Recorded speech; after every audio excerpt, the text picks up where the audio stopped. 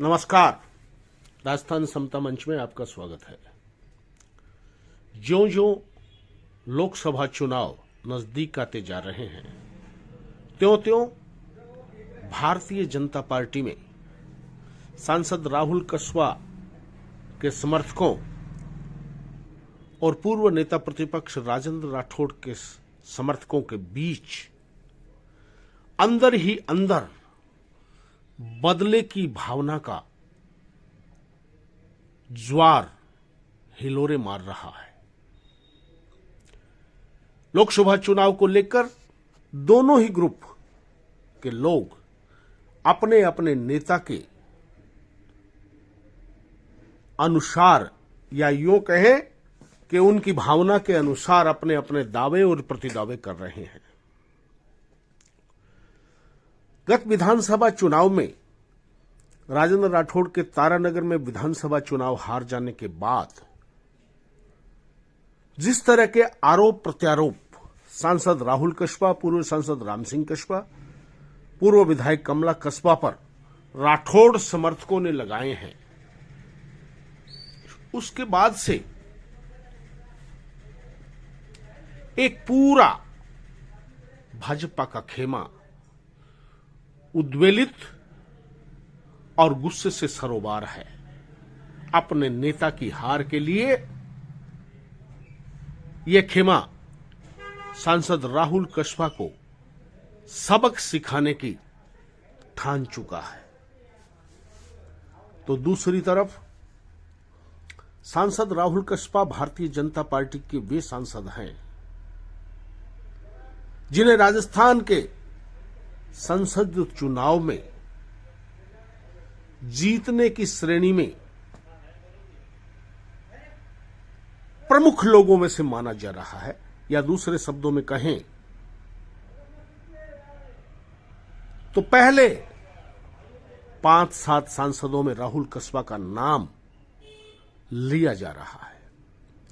चूरू लोकसभा क्षेत्र में सांसद राहुल कसवा के पिता राम सिंह कसवा 4 बार सांसद चुने जा चुके हैं, लेकिन राम सिंह कसवा के जीत का जो अंतर है वो आमतौर पर सामान्य ही रहा। तो दूसरी ओर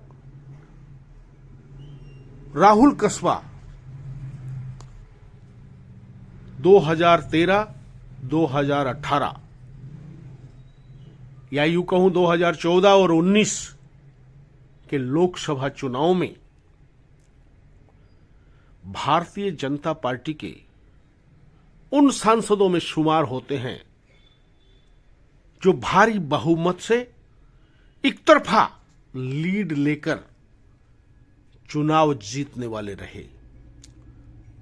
राहुल कसवा ने 2013 में तो कांग्रेस के प्रत्याशी प्रताप पूनिया की जमानत तक जब्त करा दी थी और वे भारी मतों से जीतकर पहली बार लोकसभा पहुंचे थे। तो 2019 में लगभग स्थिति वही रही, उनके जीत का मार्जिन बहुत ही अच्छा रहा। ऐसे में राहुल कसवा का टिकट राठौड़ खेमा जो दावा कर रहा है कटवाने का, उसमें संदेह लगता है, क्योंकि मोदी और शाह की पहली प्राथमिकता लोकसभा चुनाव में भारी संख्या में सांसदों को जिताना है। ऐसे में जीताऊ उम्मीदवार को बदला जाएगा, इसमें दावा तो नहीं लेकिन संदेह जरूर व्यक्त किया जा रहा है। हालांकि भारतीय जनता पार्टी का अपना एक अलग राजनीतिक चरित्र है। कायदे से तो 2013 में राम सिंह कसवा का टिकट भी काटा जाना नहीं चाहिए था, लेकिन फिर भी राम सिंह कसबा का टिकट भारतीय जनता पार्टी ने काट दिया। अलबत्ता उनका टिकट काटकर उनके पुत्र राहुल कसबा को जरूर दे दिया गया। अब इस बार एक अजीब सी बेचैनी भारतीय जनता पार्टी की अंदरूनी राजनीति में देखी जा रही है।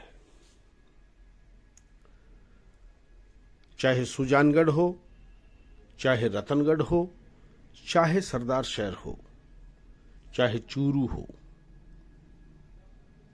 और चाहे नौहर हो, इन सभी जगह विधानसभा चुनाव में, और चाहे तारानगर स्वयं हो और चाहे सादुलपुर खुद ही क्यों न हो, सभी 8 लोकसभा के विधानसभा क्षेत्रों में से करीब करीब 7 विधानसभा क्षेत्र में विधानसभा चुनावों में लगभग कहीं कम और कहीं ज्यादा जाट बनाम अन्य का पैटर्न उम्मीदवारों ने अपनाने की कोशिश निश्चित रूप से की थी। अब कहां कौन सफल हुआ, कौन असफल हुआ, यह दिगर बात है। लेकिन विधानसभा चुनावों में जो उम्मीदवार राजनीतिक रूप से चुनाव में पिछड़ गए, उन उम्मीदवारों और उनके समर्थकों के बीच एक अजब बेचैनी जरूर नजर आ रही है। अब यह बेचैनी लोकसभा चुनाव में क्या गुल खिला पाएगी, ये तो आने वाला वक्त ही बताएगा, क्योंकि अभी तक तो चंद लोगों के अलावा ज्यादा लोगों में लोकसभा चुनावों की कोई चर्चा परिचर्चा नजर नहीं आ रही।